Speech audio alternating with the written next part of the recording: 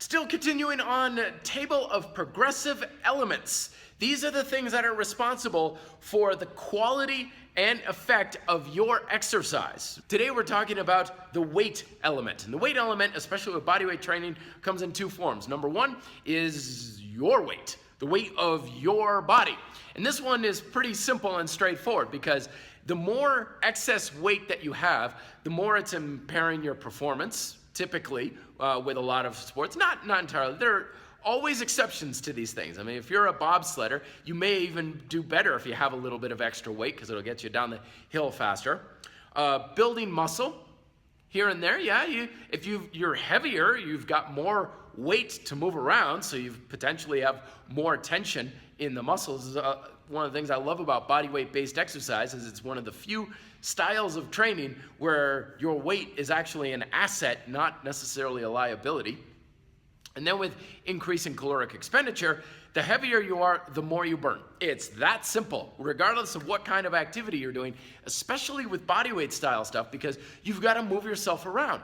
As Paul Wade mentioned in the book Combat Conditioning, a lot of stationary style resistance training, a lot of weight-based style training, it doesn't matter if you're an extra 20 pounds heavier, a lot of the exercises you do are just going to be the same.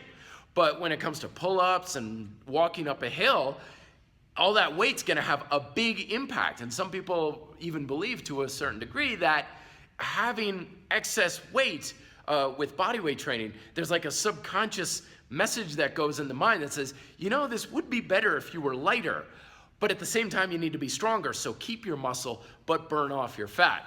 I don't know, maybe it's there, maybe it's not, but I have seen it happen on numerous occasions. Now, the other element that way we can use weight is, of course, to just add extra weight to us.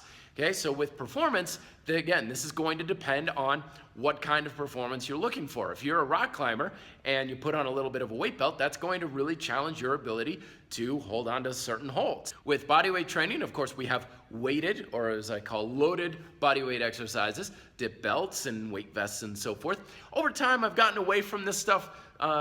I don't use it nearly as much because my skills in progressing my technique have gotten better, but it is a viable option.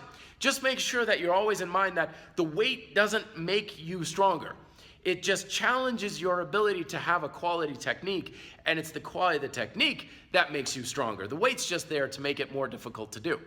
And of course, adding weight can increase your caloric expenditure. So I've known guys who go and they hike up mountains wearing like weight vests, so they put a 10-pound plate in the backpack. So it's a very simple element that you can manipulate, but in the next video I'm going to be talking about the mother of all progressive elements and how it relates to everything that we're doing for your ability to improve performance, build muscle, and burn more fat.